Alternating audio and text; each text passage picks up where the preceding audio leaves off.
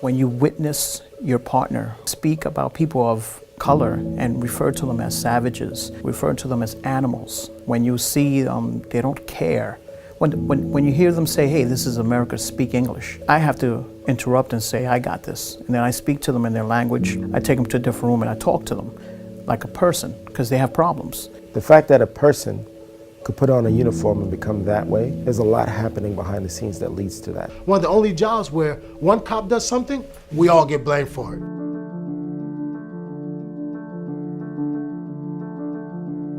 I grew up in Spanish Harlem. One day I was coming out of church and with my friends, these cops, they came up to us, plain clothes. He took his gun, kept it drawn, and went to my friend Corey's face and put it to his face and held it there. His partner was looking at him and walked away in disgust. I promised to myself if I ever become a cop, I would never be like that cop. The cop that walked away from his partner, that didn't say anything.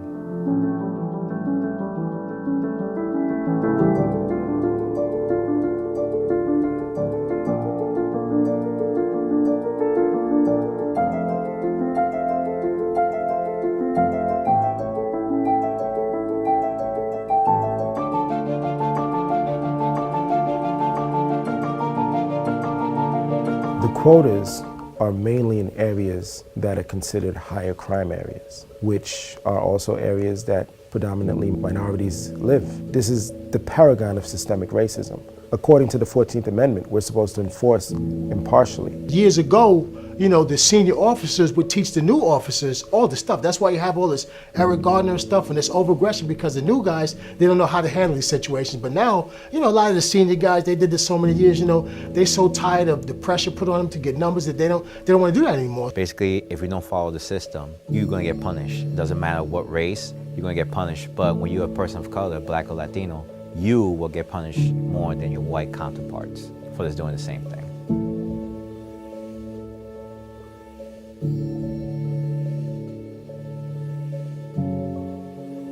The problems for the past really motivate me. When you look at slavery, you do your research and then you see that it's very similar to what's happening now. It's basically the haves versus the have-nots, and there's always someone they have to be stepped on. A lot of kids that I found, they've had no interaction with police, but just the stories they hear from their friends points them in the negative direction, you know? But I'm hoping that, you know, one day a lot of that will change. I'm hoping in my lifetime it'll change.